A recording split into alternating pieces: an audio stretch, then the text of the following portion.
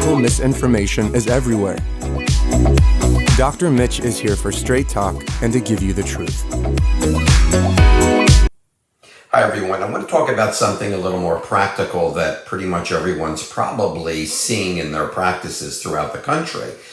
The COVID-19 virus is now been known and shown to be found throughout the entire body, and it does remain present for at least 7 months. And this was published by a group of researchers in Nature. It doesn't get better, the journal. And the researchers basically did this by doing autopsies from April 2020 to about March 2021 on 44 unvaccinated. And they found the median age was about 62 and a half years old and 30% were female. Now, the extensive brain sampling was done in 11 cases, and due pretty much that this is a respiratory virus, which is SARS-CoV-2 was supposedly only to be, they did find not only was it in the lungs, but they found 79 other body locations. Yes, 79. Basically the kidneys, the liver, the nerves, the muscle, the reproductive tract, and the eyes. If you've been following this, you probably know a lot of that.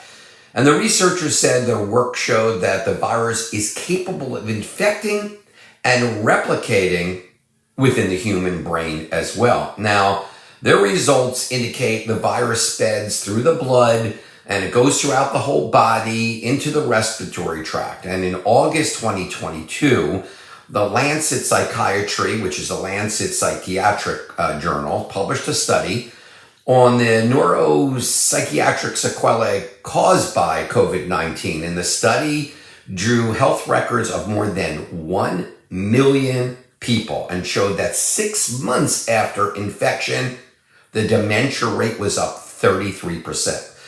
To us as clinicians, that's extremely important because that means pretty much anyone who's had COVID, a third of those people over 65 walking into your office are having some cognitive decline.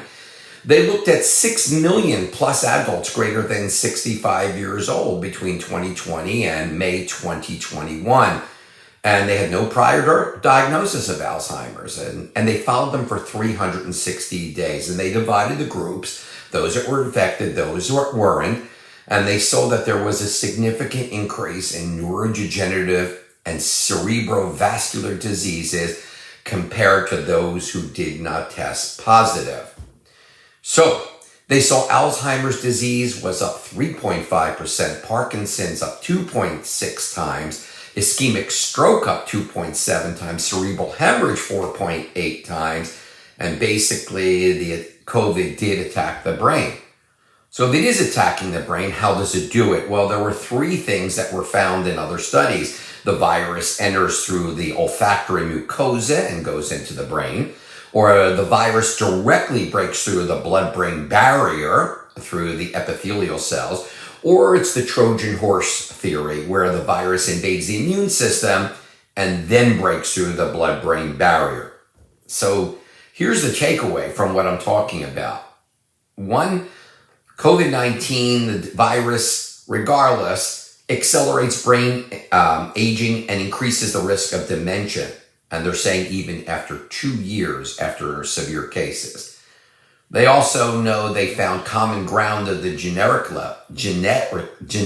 level for COVID-19 and aging too. So the thing is, what can we offer the patients? Well, there are medications and IVs, which we can discuss in another video, but now we found in a new study just released that meditation can help preserve brain function and volume at the genetic level. So how do we help our patients? Help them meditate. And in a 2020 review of more than 25 studies, they found mindfulness and meditation does increase the brain size, does help the cognitive functioning. So the very first thing that we can get our patients to do is to begin a mindfulness and meditation. Now, what happens when that does? Well, another study talks about oxytocin release. Interesting, but if you look at meditation, it too releases a good level of oxytocin. So if you do, which plays a role, of course, in childbirth and social bonding, you know that it's what's released during climax as well to create the bond and the state of kindness it also does. But it also, oxytocin, increases the body's immunity, decreases inflammation, has a tremendous antioxidant effect as well. And it actually helps to reduce the brain damage and create brain self-healing. Aging and severe COVID-19 have epigenetic level connections. Here's just two things: mindfulness, meditation, and oxytocin, kindness, that may help. We'll talk about other things in future videos. I'm Dr. Mitch Ghen. For more information, go to drmitchghen.com. Thank you for watching.